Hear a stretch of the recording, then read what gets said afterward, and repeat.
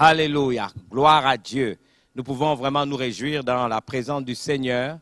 Nous sommes dans ces cultes. Ce sont des cultes en ligne, tous les matins de 8h30, de 8h à 9h, excusez-moi, et l'après-midi, une rediffusion de 14h à 15h. Nous avons dit que la grâce nous a été faite tout au long de cette situation pandémique d'ouvrir des cultes en ligne et Dieu nous a fait la grâce d'avoir un auditoire nombreux. C'est l'occasion pour moi de remercier chacun d'entre vous pour tous ceux qui communiquent avec nous, qui nous appellent et qui nous incitent à maintenir ce culte en ligne pour rester toujours en communion avec chacun d'entre vous. C'est un plaisir, c'est un devoir, c'est une responsabilité. Et comme nous le faisons chaque dimanche, je vous prie de croire maintenant à cet instant précis que nous vous aimons. Nous prions pour vous, nous prions pour notre pays, le Gabon. Nous prions pour tous ceux qui sont, on va dire, engagés dans cette lutte pandémique. Nous prions pour nos dirigeants afin que Dieu les inspire des bonnes décisions. Mais nous prions aussi pour la population gabonaise, demandant à Dieu d'étendre sa main sur, n'est-ce pas, notre nation, notre pays. Je voudrais ici vous dire que nous avons abordé depuis un long moment et nous continuons encore sur un sujet extraordinaire. Et ce sujet, c'est la foi marche 24/24. Nous nous sommes appuyés sur la foi d'Abraham pendant un certain temps et je voudrais évoluer, mais tout en vous rappelant que la foi, c'est la ferme assurance des choses qu'on espère, une démonstration de celles qu'on ne voit pas. Je voudrais demander au Seigneur de nous faire grâce pour que le message qui soit donné soit véritablement des semences plantées dans les cœurs. C'est toi qui inspires, c'est toi par ton esprit qui oriente, répond aux besoins de cet auditoire, de ces hommes, de ces femmes, de ces jeunes, de ces vieux qui ont besoin de recevoir ce message pour booster leur vie et faire en sorte qu'ils soient à même, Seigneur, de marcher vers l'accomplissement de leur destinée. Je te rends l'honneur, la gloire et la louange qui t'est due. Telle est ma prière en ton nom, Jésus. Amen. Alors, je vous rappelle que la foi est une ferme assurance des choses qu'on espère, une démonstration de celles qu'on ne voit pas. Je vous ai donné plusieurs définitions. La foi, c'est être absolument certain de la réalité des choses qu'on ne voit pas. C'est une manière de le posséder déjà d'avance. Nous sommes allés au verset 6. Or, sans la foi, il est impossible de lui être agréable. Mais celui qui s'approche de Dieu doit croire que Dieu existe et qu'il est le rémunérateur de ceux qui le cherchent et qu'il récompense ceux qui le cherchent avec sérieux. Vous et moi, nous devons avoir pleinement conscience que Dieu se laisse trouver par ceux qui le cherchent avec diligence et avec sérieux. Nous sommes tombés au verset 2. La Bible dit, pour l'avoir possédé, les anciens ont obtenu un témoignage favorable. Nous avons expliqué ce que cela signifie. Avoir obtenu un témoignage favorable, c'est d'avoir vécu le fait que la foi était une substance, faite de choses qu'on peut toucher, faite de choses qu'on peut voir. Cette foi-là était une foi véritable. Et l'exemple d'Abraham nous a été d'une grande aide. Nous savons qu'à 75 ans, une promesse lui a été faite d'avoir un enfant. Il a eu cet enfant en 100 ans, alors que sa femme était déjà, on va dire, ménopausée. Elle n'avait pas de matrice, elle avait 90 ans.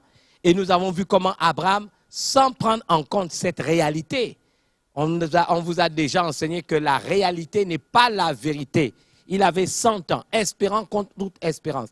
Il ne considéra pas que son corps était déjà usé. Mais il fit confiance à Dieu. Il a mis sa confiance en Dieu. On vous a expliqué que la foi ne peut pas se limiter à la sphère de la croyance. Je crois en Dieu. Tout le monde peut croire en Dieu. Mais faire confiance à Dieu, faire confiance à la parole de Dieu, aux promesses, n'est-ce pas, que Dieu nous fait, à partir de ce moment-là, nous rentrons dans une autre dimension de notre rapport avec Dieu. Je voudrais donc ici vous rappeler qu'il a eu cet enfant à 100 ans et plus tard, Dieu lui a demandé de sacrifier cet enfant. On a vu tout le processus de l'affermissement de sa foi. Il vous a été dit qu'en réalité, ce n'est pas nous qui sommes éprouvés, c'est notre foi en Dieu qui est éprouvée.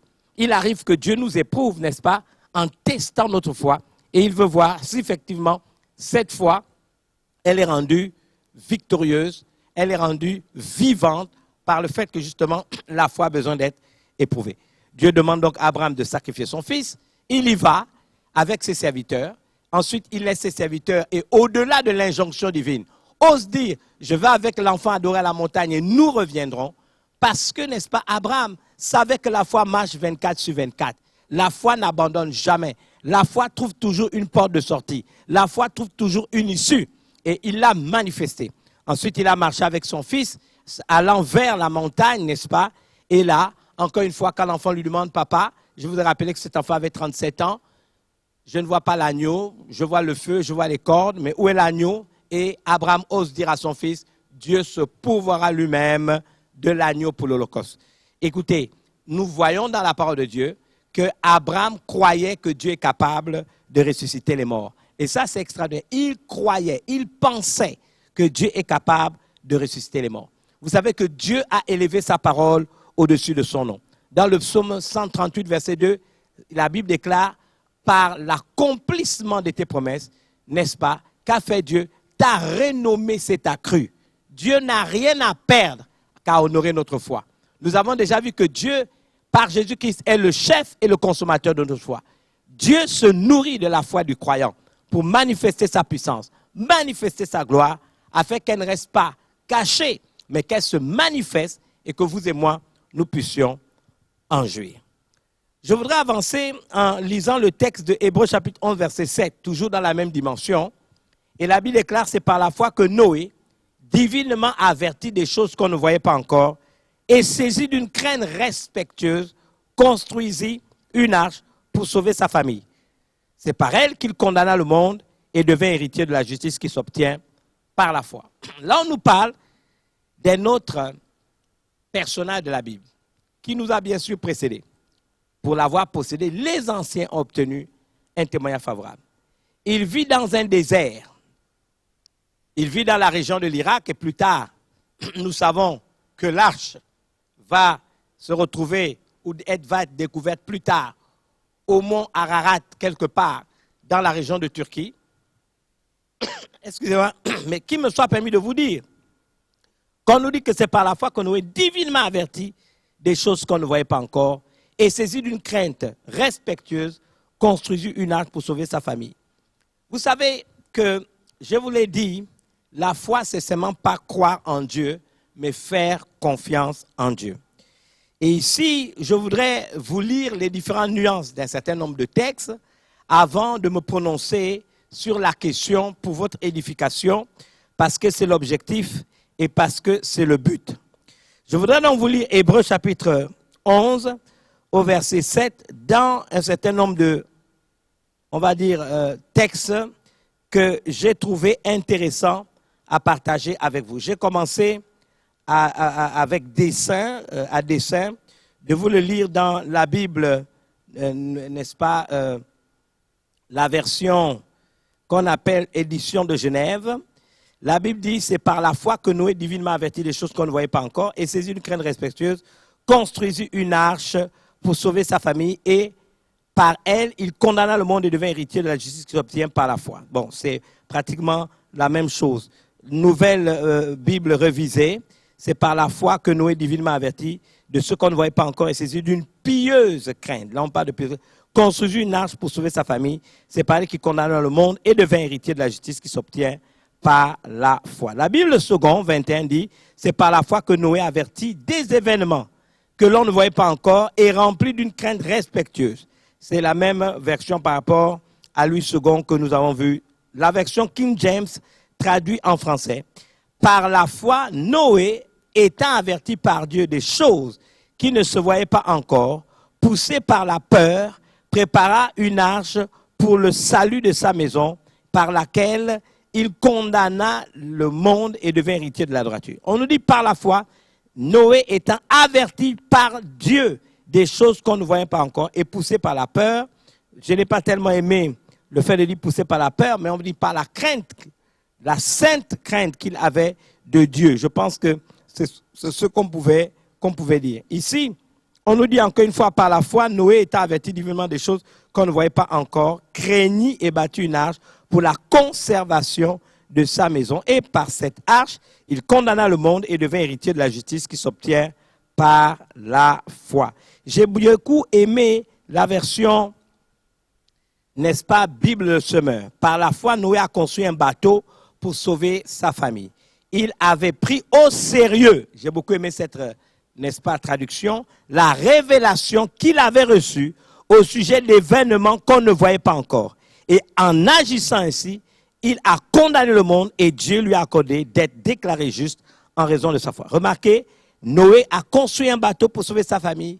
Il avait pris au sérieux la révélation qu'il avait reçue au sujet d'événements qu'on ne voyait pas encore. Je pense qu'il serait intéressant de regarder la version Bible français courant. On nous dit par la foi, Noé écouta les avertissements de Dieu au sujet de ce qui allait se passer. Il écoute les avertissements de Dieu au sujet de ce qui allait se passer. C'est vraiment intéressant de le lire ainsi. Donc, qu'a-t-il fait? Il a écouté. C'est ce que la Bible nous dit ici. Par la foi, Noé écouta les avertissements de Dieu au sujet de ce qui allait se passer et qu'on ne voyait pas encore. Il prit Dieu au sérieux et construisit une arche dans laquelle il fut sauvé avec toute sa famille. Ainsi, il condamna le monde et obtint la grâce à sa foi, n'est-ce pas, que Dieu le considère comme juste. Je voudrais lire la version, on va dire, parole de vie. La Bible nous dit Noé a cru en Dieu. Ça, c'est intéressant. On nous dit que Noé a cru en Dieu. Dieu lui a annoncé des événements qu'on ne voyait pas encore. Alors Noé a pris la parole de Dieu au sérieux. Il a construit un bateau pour sauver sa famille. Et en faisant cela, il a condamné le monde. Et à cause de sa foi, Dieu a reconnu que c'était un homme juste. Je termine avec une énième version. C'est la version parole vivante cette fois-ci. C'est par la foi que c'est la foi qui a fait agir Noé. C'est la foi qui a fait agir Noé. Dieu lui avait parlé d'événements futurs que rien ne laissait prévoir. Ces événements futurs, rien ne les laissait prévoir. Noé prit son avertissement au sérieux et il s'est mis à construire, n'est-ce pas, l'arche dans laquelle toute sa famille a été sauvée. Dans laquelle, je répète, toute sa famille a été sauvée. Sa foi a rendu manifeste l'incrédulité de son entourage. C'est ce que le texte biblique nous dit. Sa foi, j'insiste là-dessus, a rendu manifeste l'incrédulité de son entourage. Il a ainsi obtenu d'être déclaré juste devant Dieu à cause de sa foi.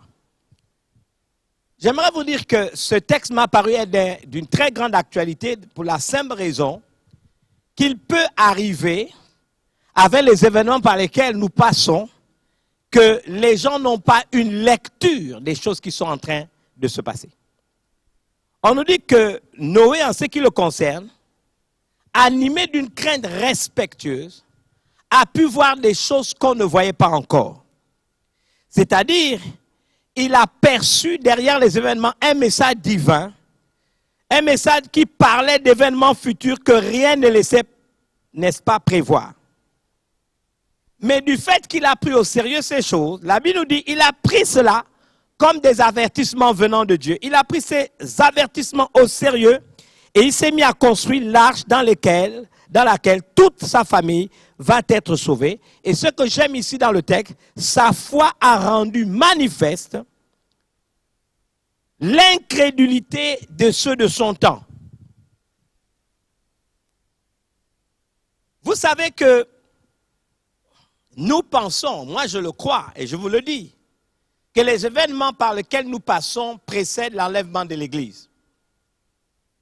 Je voudrais parler spécifiquement de la foi aujourd'hui, mais un message qui s'adresse d'abord à l'Église, à ceux qui croient déjà en Dieu et dont une trop grande majorité sont dans l'apathie, sont dans la distraction et, plus grave encore, sont dans l'irresponsabilité parce que les choses dont on parle concernent notre éternité. La Bible dit, c'est par la foi que Noé divinement avertit des choses qu'on ne voyait pas encore. Dans la Bible, on nous dit que Dieu parle tantôt d'une manière, tantôt d'une autre, et on n'y prend point garde. Qu'en est-il de nous lorsque nous considérons les textes, par exemple, de Matthieu chapitre 24, verset 6, où Jésus nous dit n'est-ce pas, gardez-vous d'être troublés, car il faut que ces choses arrivent. Il dit que ce ne serait pas encore la fin, mais ce ne sera que le commencement des douleurs. Quelle est la lecture que vous avez d'un tel texte? Quelles sont les perspectives, n'est-ce pas, qui surviennent à votre esprit lorsque vous lisez un tel texte? Comment pouvoir expliquer qu'aujourd'hui, malgré ce qui s'y passe, une trop grande majorité de croyants n'ont pas une lecture de ce qui se passe pour cesser de vivre dans l'inconscience? Et à la limite, je n'ai pas envie de prêcher sur, n'est-ce pas, ce fameux texte de la parabole des 10 vierges, où il y avait 10 vierges qui étaient sages et 10 vierges qui étaient folles. Permettez-moi de vous dire que les vierges, les 10, c'est une image de l'Église. Elles symbolisent l'Église. Elles sont vierges, donc c'est le symbole de l'épouse de Christ qu'est l'Église, mais parmi elles, 5 sont folles et 5 sont sages. Je voudrais m'arrêter sur celles qui sont folles. Elles sont dans la distraction, elles sont dans l'irresponsabilité, elles sont dans l'apathie, elles sont dans l'inconscience. Les 10 sont dans l'attente du retour du Seigneur, mais 5 parmi elles n'ont pas conscience. Comme du temps de Noé, elles ne sont pas divinement averties, ou du moins, elles ne se laissent pas divinement avertir des choses qui sont sur le point de se manifester. Je vous ai déjà dit que dans les temps qui sont les nôtres, les temps seront difficiles.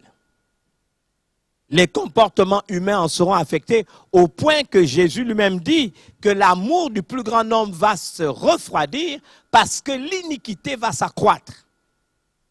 Nous voyons déjà cette méchanceté organisée.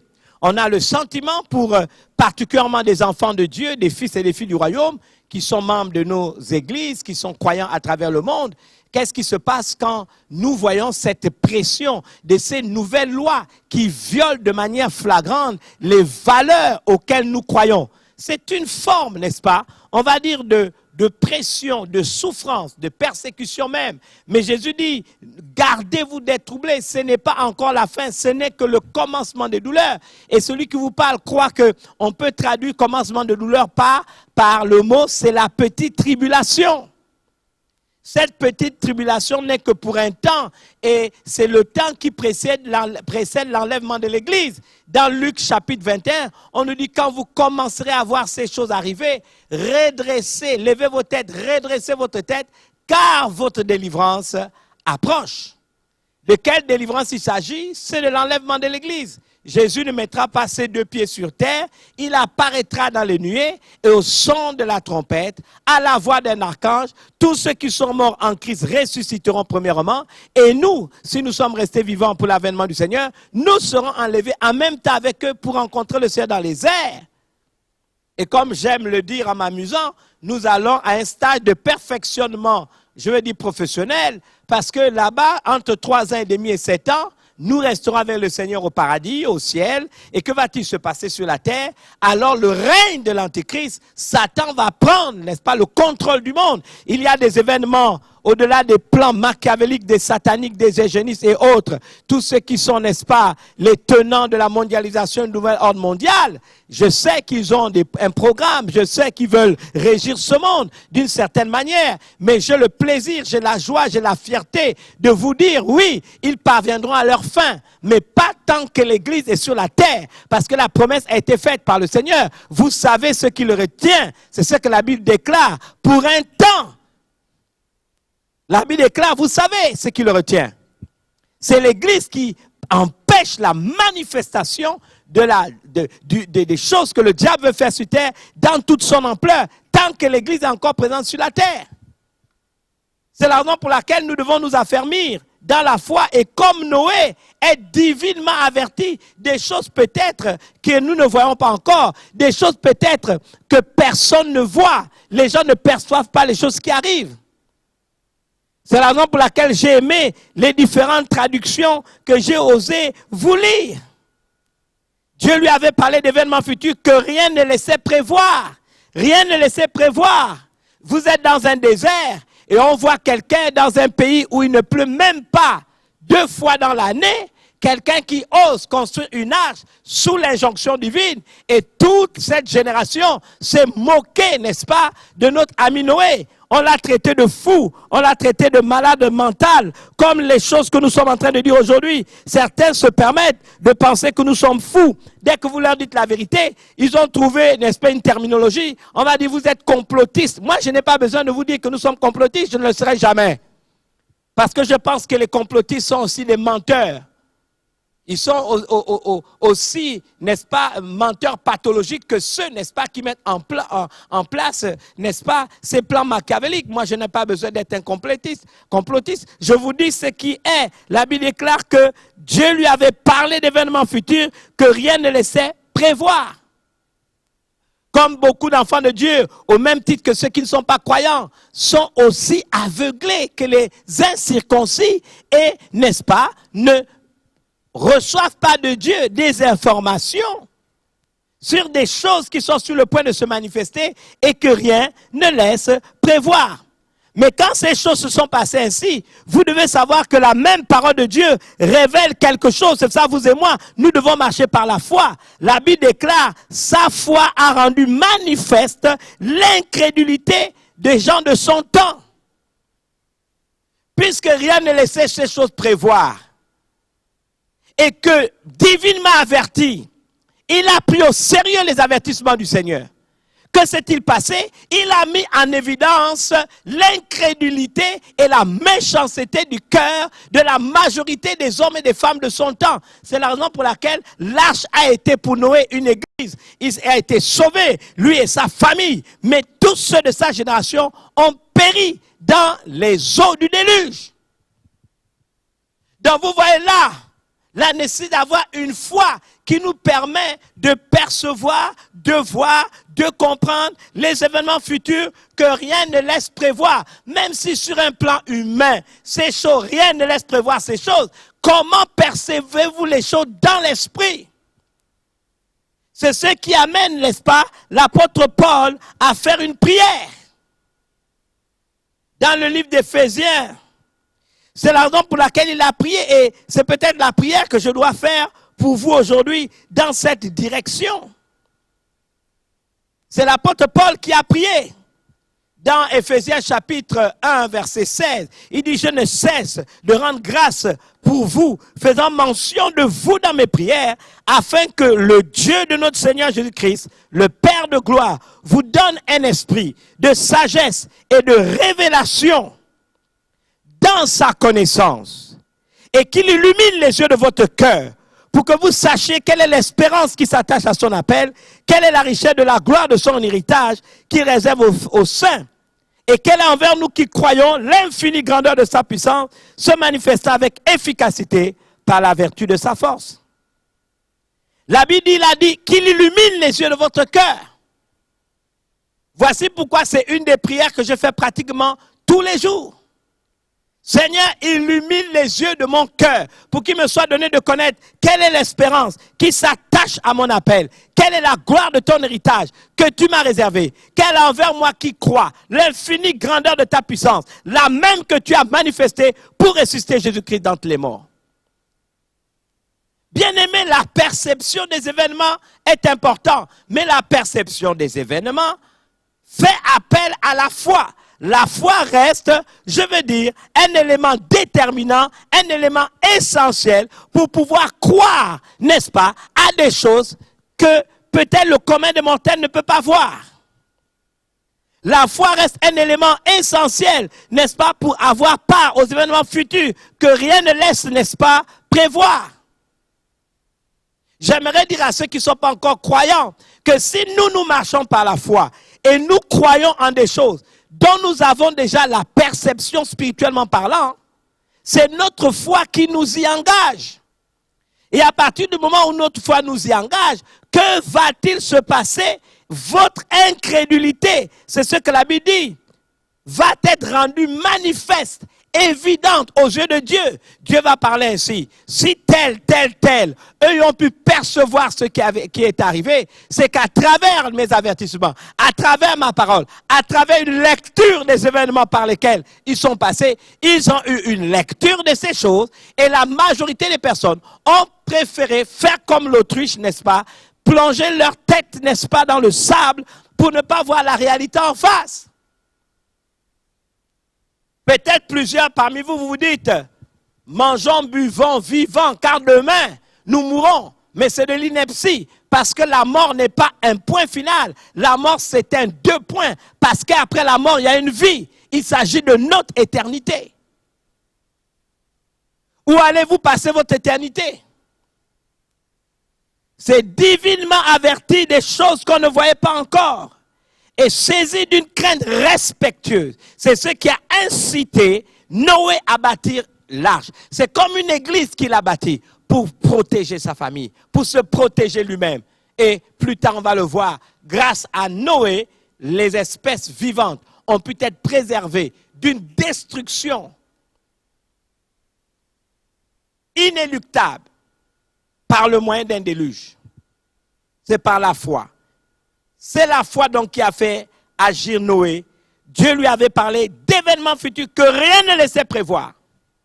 Noé prit son avertissement au sérieux et il s'est mis à construire là dans lequel toute sa famille a été sauvée. Sa foi a rendu manifeste l'incrédulité des gens de son temps. J'aimerais prier Dieu pour que aucun enfant de Dieu ne se retrouve dans cette situation. Déjà, vous savez, la Bible dit que nous ne sommes pas du dehors pour que ce jour nous surprenne. Nous ne sommes pas du dehors pour que ce jour nous surprenne. C'est ce que la Bible dit. Nous sommes des enfants de la maison de Dieu. Donc vous et moi, nous devons nous conduire correctement. Nous ne sommes pas du dehors pour que ce jour nous surprenne. Nous devons donc avoir une lecture des choses qui se passent. Et la lecture des choses qui se passent, vous savez, dans Romains chapitre 1, on nous dit « Les perfections invisibles de Dieu, sa puissance éternelle, se voient à l'œil nu lorsque nous considérons tout son ouvrage. » Et la Bible dit « Ils sont donc inexcusables. » Il a plu à Dieu qu'à travers les événements, à travers la création et ce qui s'y passe, nous ayons de sa part un message qu'il nous adresse. La Bible dit dans Romains 1 qu'ils sont donc inexcusables, car ayant connu Dieu à travers la création, ils ne l'ont pas glorifié comme Dieu. Ils ont choisi d'être idolâtres. La question que je voudrais vous poser, alors que je suis en train d'introduire, qu'en est-il de vous? Je parle d'abord de ceux qui sont croyants, ceux qui sont censés être enfants de Dieu, ceux qui sont censés être nés de nouveau. Ceux qui sont censés connaître Dieu. Qu'en est-il de vous? Êtes-vous aussi, je vais le dire comme ça, ignorants que les gens de ce siècle? C'est la question que je voudrais vous poser. Êtes-vous aussi ignorants que les enfants de ce siècle? Notre responsabilité est d'avoir une lecture des événements par lesquels nous passons. Dieu nous parle à travers ces événements. Nous devons avoir une lecture de ces événements et considérer que ces événements sont des messages, des réalités à prendre au sérieux qui annoncent le prochain retour imminent de notre Seigneur Jésus-Christ. C'est le moment, s'il vous plaît, de nous réveiller. C'est le moment de prendre conscience. Mais c'est le moment également pour tous ceux qui, peut-être pendant de longues années, n'ont pas cru en Dieu, d'avoir une lecture des choses qui s'y passent et de se dire, si la foi d'une minorité rendra évident l'incrédulité de la majorité, à partir de ce moment, Dieu ne fera pas de quartier. Ceux qui auront été incrédules le paieront. Je voulais donc vous montrer que ce qui nous permet d'avoir une lecture, ce n'est pas de l'idiotie, ce n'est pas du complotisme, c'est la foi. La foi en un Dieu de vérité. La foi en un Dieu qui parle. Il dit qu'il n'est pas le Dieu des morts, il est le Dieu des vivants. Et les circonstances par lesquelles nous passons, la manière dont nous voyons les choses se faire, bien-aimés, nous permettent d'avoir une lecture du temps où nous sommes. Paul parle des temps difficiles. il nous dit les derniers temps seront difficiles. Et vous savez, tout ce que vous voyez, je le redis à dessein, cette crise, elle peut être pandémique, elle peut être économique, financière, parce qu'elle est pandémique, mais elle amène un lot de problèmes avec elle. La mère de toutes les crises, c'est la crise morale. C'est la méchanceté de l'homme, c'est l'égoïsme de l'homme, c'est le fait que certains ont fait des alliances avec le diable lui-même, ont vendu leur âme à Satan, sont prêts à servir, n'est-ce pas, des intérêts occultes, des intérêts diaboliques, sataniques. C'est ce qui a poussé le monde dans la situation où on est. On est prêt à tuer des gens pour tout simplement se faire de l'argent. On est prêt, n'est-ce pas, à gaspiller la vie des gens parce qu'on veut régir ce monde. On veut les soumettre à une dictature mondiale. C'est ça la réalité. Mais gloire soit rendue à Dieu, que quand on est un serviteur de Dieu, et comme je l'ai dit, ce qui se passe, ce n'est pas contre l'Église, ce n'est pas contre les enfants de Dieu, ce n'est pas contre les croyants, ceux qui craignent Dieu. Non, parce que la Bible déclare que dans le livre de la Genèse, et particulièrement Exode, Dieu a frappé l'Égypte. L'Égypte est le symbole du monde.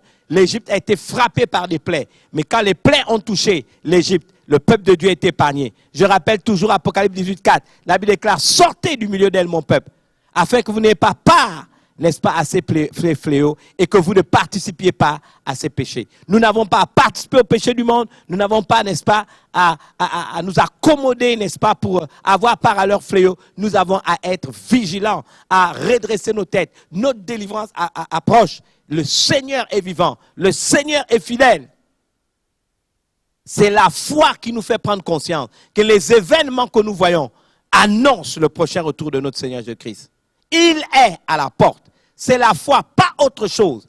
Et cette foi, si nous la manifestons, nous pouvons la communiquer à ceux et celles de notre génération et leur dire, en les regardant droit dans les yeux, que si vous ne comprenez pas, notre foi rendra évident votre incrédulité aux yeux de Dieu et Dieu prendra soin de vous condamner. Vous allez me dire que Dieu est un Dieu d'amour, oui, parce que nous sommes encore dans le temps de la grâce. Mais un jour, il faudra le connaître comme juge. Et là, il ne sera plus le Dieu de la grâce. J'espère vous avoir été d'une grande bénédiction. Je voudrais prier avec vous. Vous pouvez vous mettre à genoux, vous pouvez vous associer, peu importe, assis, debout, mais vous associer à moi en faisant cette même prière avec moi. Seigneur Jésus, je voudrais aujourd'hui, en ce dimanche 31, qui est le dernier dimanche du mois de janvier de cette nouvelle année, prendre conscience que les événements qui se passent, c'est ta façon, à travers la création et les situations par lesquelles nous passons, de rendre la parole vivante. Parce que ta parole a déjà prédit la manifestation de ces choses. Mais toi, Jésus, tu nous as dit, gardez-vous d'être troublés, car il faut que ces choses arrivent. Et tu nous as dit, ce n'est pas encore la fin, mais le commencement des douleurs. Nous croyons que nous sommes véritablement dans la petite tribulation. Mais même si ces choses que nous voyons, Seigneur, sont des événements futurs que rien ne laisse prévoir. Nous voulons prendre cela comme un message venant de toi. Comme des avertissements que nous devons prendre au sérieux pour nous préparer à ta rencontre, pour nous affermir dans notre relation avec toi, pour te connaître davantage, pour être dans la maison de Dieu, faire notre travail, maintenir notre relation avec toi, nous sanctifier pour être trouvés debout. Toi-même, tu as dit que quand le Fils de l'homme viendra, trouvera-t-il la foi sur la terre? Seigneur, quand tu viendras, tu voudras nous trouver debout. C'est la raison pour laquelle nous te disons, fais-nous cette grâce. Nous confessons, nous déclarons et nous croyons que c'est notre foi qui nous incite à croire aux choses que tu nous dis, même à travers la création et les événements par lesquels nous passons. Nous voulons croire que cela précède, Seigneur, ton retour imminent. Nous ne savons pas dans combien de temps, mais pendant ce temps, nous allons affermir notre foi. Nous allons, Seigneur, nous sanctifier. Nous allons, Seigneur, nous consacrer. Nous allons régler nos affaires. Nous allons marcher vers l'accomplissement de notre destinée, car notre couronne en dépend. Seigneur, notre foi, nous voulons qu'elle soit communicative. Seigneur, pour qu'une bonne majorité de ceux et celles de notre génération soient sauvés. Seigneur, pour que, également, et c'est malheureux, que ceux qui auront été obstinés, que notre propre foi mette en évidence leur incrédulité, pour que, Seigneur, tu puisses les juger, Seigneur, avec justice. Nous voulons donc te rendre l'honneur, la gloire et la louange pour l'opportunité que tu nous as donnée. C'est ma prière au nom de Jésus. Amen. Peut-être certains se disent, je veux recevoir Jésus comme mon Seigneur sauveur personnel, Bien-aimés, pour recevoir Jésus, il suffit de faire une simple prière. C'est vous qui décidez. On ne vous l'impose pas. De manière volontaire, réfléchie. Vous pouvez le recevoir et dire, moi je ne voudrais pas que mon incrédulité, que la foi des autres mette en évidence mon incrédulité et que je sois jugé. Alors faites cette prière avec moi. Seigneur Jésus, humblement, simplement. J'ai entendu ce message et je pense que c'est le temps pour moi de me réconcilier avec toi.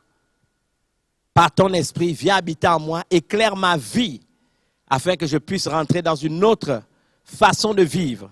Seigneur, en bâtissant ma vie sur les valeurs qui sont les tiennes, telles qu'elles sont inscrites dans la parole de Dieu. Donne à ses serviteurs et à tous les collaborateurs de cet homme la possibilité de me suivre pour que je puisse croître dans la foi. Tu es mon sauveur, c'est-à-dire celui qui m'a tiré de la boue du péché. Mais tu es mon Seigneur, le maître de ma vie, à partir duquel, Seigneur, je veux fonder mes nouvelles convictions, ma nouvelle façon de concevoir la vie. Je crois qu'en renonçant à ma vie passée, au péché, aux abominations, Seigneur, pour m'ouvrir à la vie que tu m'offres, je crois que ton sang me lave et me donne maintenant accès libre en ta présence. Entre en moi, possède-moi et fais en sorte, Seigneur, que mon nom soit écrit dans le livre de vie. S'il devait m'arriver de périr, je n'irai pas en enfer, mais je vivrai avec toi dans ta félicité.